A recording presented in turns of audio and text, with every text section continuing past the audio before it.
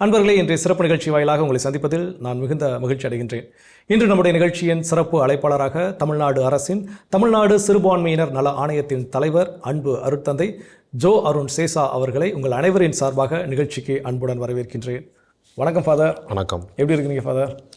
நல்லா இருக்கிறேன். ரொம்ப மகிழ்ச்சி ஃபாதர். இப்போ இந்த புதிய பொறுப்பு தமிழ்நாடு அரசினுடைய தமிழ்நாடு சிறுபான்மையினர் நல ஆணையத்தினுடைய தலைவராக அந்த பொறுப்பு ஃபஸ்ட் டைம் வந்து உங்களுக்கு ஒரு ஃபோன் கான்லையோ இல்லை வந்து தபால் மூலமாக நேரடியாக உங்களை சந்திச்சு அந்த ஒரு விஷயம் அப்படி நீங்கள் தலைவராக போகிறீங்க அப்படிங்கிற அந்த நாள் கேள்விப்பட்டிருப்பீங்க இல்லையா?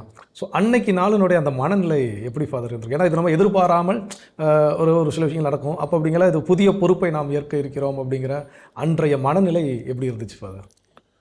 அடிப்படையில் நான் வந்து ஒரு அகடமிக் ஒரு பிஸ்னஸ் ஸ்கூலில் எம்பிஏ ஸ்டூடெண்ட்ஸுக்கு கிளாஸ் எடுக்கிறேன். அதனால் இந்த மாதிரியான ஒரு பொறுப்பு நான் எதிர்பார்க்கலை. ஏன்னா இது வந்து டோட்டலி டிஃப்ரெண்ட், எல்லாமே முற்றிலும் மாறுபட்டது எதிர்பார்க்கலை. ஆனால் மாண்புமிகு தமிழ்நாடு முதலமைச்சர் எப்படி எதுக்கு நினச்சாங்க அப்படின்னு தெரியல. இதுக்கு முன்னாடிலாம் இப்படிப்பட்ட ஆள் இருந்தது கிடையாது. இயேசு சபையிலே இதான் ஃபஸ்ட் டைம். கண்டிப்பாக ஹிஸ்டாரிக்கலி இதான் ஃபஸ்ட் டைம். எனக்கு எடுத்தோடனே இது நமக்கு செட் ஆகாத ஒரு வேலையில் என்று முதல்ல உணர்வு.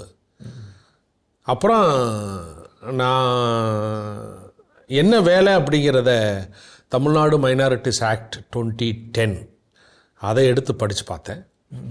அப்புறம் அதனுடைய பணிகளை பார்த்தேன்.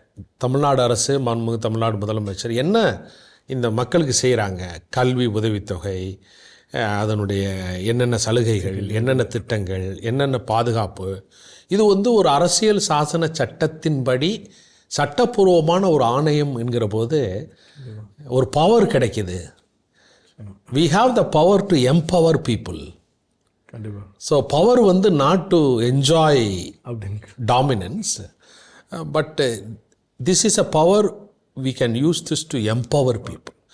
இந்த ஆற்றலையும் அதிகாரத்தையும் கொண்டு மக்களுக்கு அதிகாரத்தையும் ஆற்றலையும் கொடுக்குற, அதாவது இயேசபையில் நான் செய்கிற பணியை நீட்டி 38 மாவட்டங்களில் செய்ய முடியும் என்கிற ஒரு உணர்தல் வந்தது. அதிலிருந்து எனக்கு ஒரு உறுதியாக இருந்தது. ஒருவேளை நான் வந்து இப்போ எங்களுடைய கல்லூரியில் லோயலா கல்லூரியில் இருக்கக்கூடிய லீபாவினுடைய மேலாண்மை கல்லூரியினுடைய இயக்குனராக இருக்கிறேன். எங்களுடைய ப்ராவின்ஸினுடைய எல்லா கமிஷனுக்கும் கோஆர்டினேட்டராக இருக்கிறேன், ப்ராவின்ஸ் கோஆர்டினேட்டர் ஆஃப் கமிஷன்ஸ். அதே மாதிரி தெற்காசியாவில் இருக்கக்கூடிய எல்லா உயர்கல்வி நிறுவனங்களுடைய தலைவராகவும் இருக்கிறேன். அப்போ இந்த 3 வேலையையும் செய்கிற போது எனக்கு கொஞ்சம் அழுத்தமாக இருந்தாலும் இந்த சிறுபான்மையினர் நல ஆணையத்தில் செய்கிற பணி எனக்கு திருப்தியாக இருக்கிறது. ஏன்னா ஒரு சிறுபான்மை இனத்தைன்னு சொன்னால் இஸ்லாமியர், கிறிஸ்தவர்கள், சௌராஷ்டிரர்கள், சமணர்கள், வடக்கிந்திய தமிழர்கள், தமிழ் சமணர்கள், புத்தர்கள், மொழி வாரியான மைனாரிட்டிஸ். நிறைய பேருக்கு இது தெரியாது. மத வழி, மொழி வழி மைனாரிட்டிஸ் சிறுபான்மையினர் அப்படின்னா நீங்கள் பார்த்தீங்கன்னா தமிழ்நாட்டில் தமிழ் மொழியே தாய்மொழியாக இல்லாமல் வேறு மொழியை தாய்மொழியாக கொண்டவர்கள் எல்லோரும் சிறுபான்மையினர். Malayalis, Anglo Indians, Telugus, Hindi speaking people, all are minorities. அதான் பவர்ஃபுல் ஆக்ட். ஒரு சிறுபான்மையினராக கூட ஆகலாம். இப்போ நீங்கள் ஒரு பெரும்பான்மையினர் வந்து இருக்காங்க, அவங்க கொஞ்சமாக குறைஞ்சு சின்ன குரூப்பாக ஆகிட்டாங்கன்னா they will come under me. ஆயிடுவாங்க, இந்த அண்டர் திஸ் ஆணையம் வந்துடுவாங்க கண்டிப்பாக.